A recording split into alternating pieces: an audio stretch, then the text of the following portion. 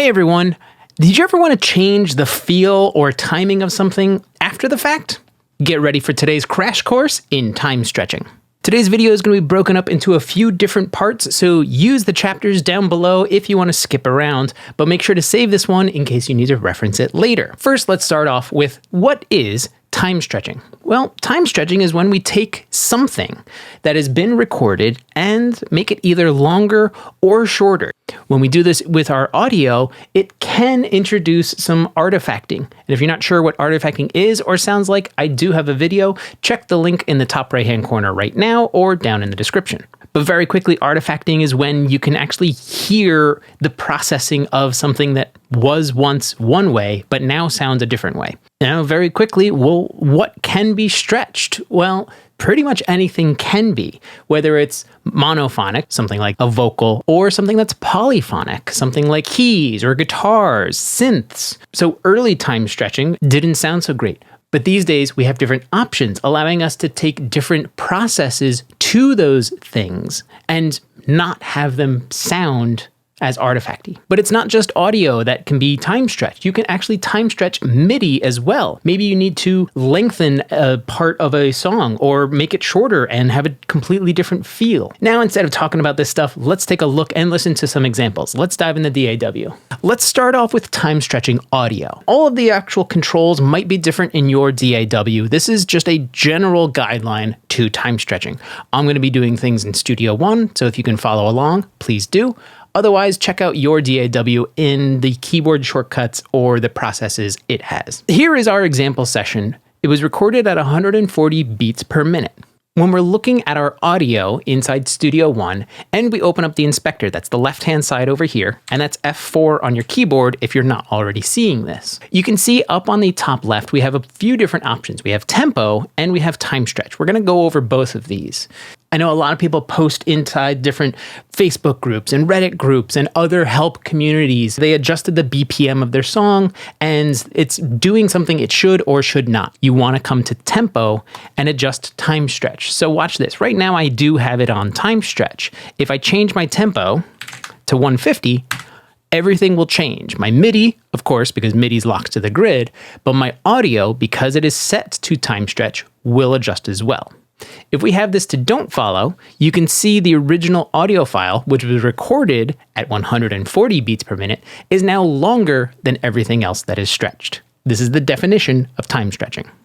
Now let's talk algorithms, because this is where the bread and the butter of time stretching really is, especially when it comes to recorded audio. There are different algorithms and different processes for different style audio. We kind of briefly went over this a few minutes ago.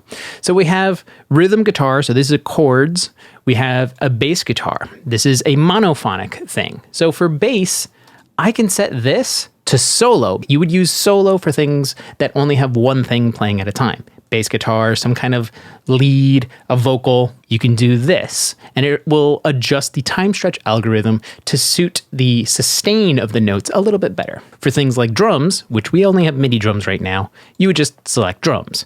It's looking for the transients of percussive things. Then for something like a rhythm guitar, something that's polyphonic, you're probably better off going with sound.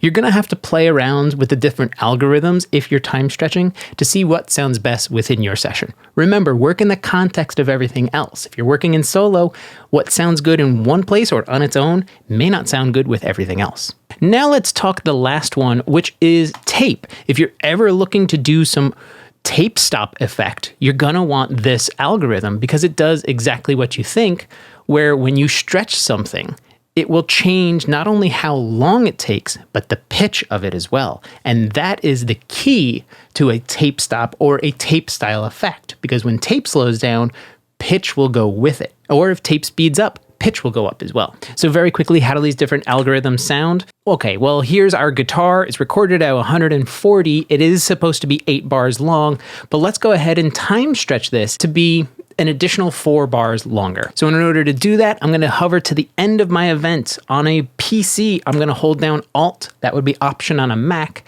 and I'm just going to stretch this out an additional 4 bars. I have this soloed because it'll sound weird with everything else. With the drum algorithm, here's our guitar now.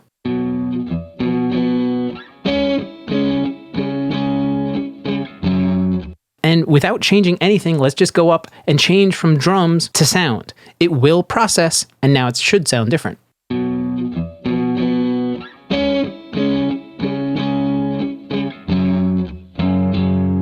A little cleaner, a little less trying to fill in the gaps. It's letting the sound of the guitar fill in its own gap. That's when we change from drums to sounds. Now if we go to solo, mind you, solo is supposed to be for monophonic things. Vocals, one thing at a time, something like that. Check it out on these chord guitars.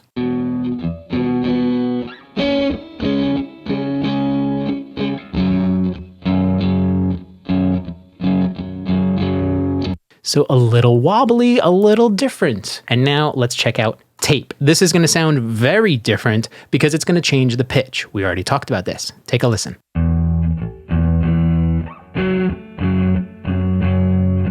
So we can already immediately tell that things are different here with tape. We've made it longer, it takes longer to play, and it plays back slower. So we have our pitch down. Quick tip, looking to do a tape stop style thing in your song? Here's how you do it in Studio One. Grab all of your audio tracks. If you have Midi, you'll have to do something else or print it to audio. Grab all of your audio tracks, change time stretch to tape. Then open up your tempo track and create a slowdown in tempo.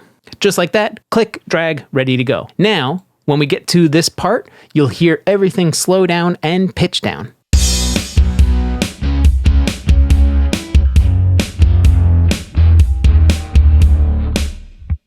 And that's how you do a tape stop inside Studio One. That's time stretching audio. Now let's talk about time stretching MIDI, which is something you can do and something that doesn't get talked about a lot. We've been using these MIDI drums that I dragged in from the Groove library. It has this feel. We've been hearing it in all of our examples so far. But maybe what we want is a little bit of a faster feel or a little bit of a slower feel. Instead of reprogramming all of your drums or reperforming it, why not just manipulate it and time stretch it to get a completely different feel? I'm going to get rid of the second half of these loops, which I just duplicated out over anyway. And doing the exact same thing, I'm going to hold down Alt on a PC, or this would be Option on a Mac, and with the MIDI event, I can now stretch this out, and you may have noticed all of my MIDI has just stretched, and it's still in sync on the grid. So here it is, just slowed down.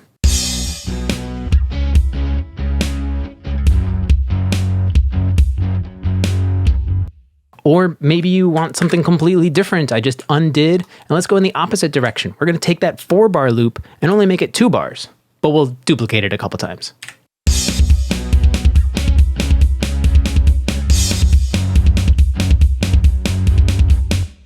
Okay, let's take a listen to everything real fast. On our bass, we're going to make sure that this is set to solo.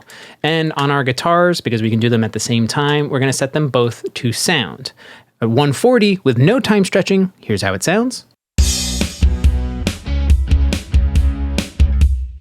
Then let's go really slow. We'll go down to 100 beats per minute.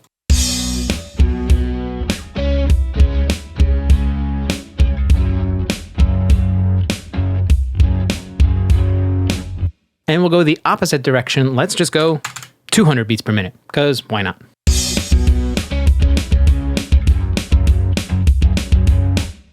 There are some limitations when it comes to time stretching. Mostly is how far you can go in either direction before you start hearing some of this artifacting and the processing that happens when it comes to time stretching. Because like I said earlier, you do have to judge this in the context of the mix. Maybe you're just trying something out and eventually you will have to re-record it, but this is a good way to understand if you need to change your feel or re-record a part. Or if you can get away with time stretching it into position. That's really up to you as the songwriter, producer, and engineer. So I hope this unveiled some of the mystery behind time stretching, and it is a really powerful tool that you can now add into your arsenal and just pepper in where you need to.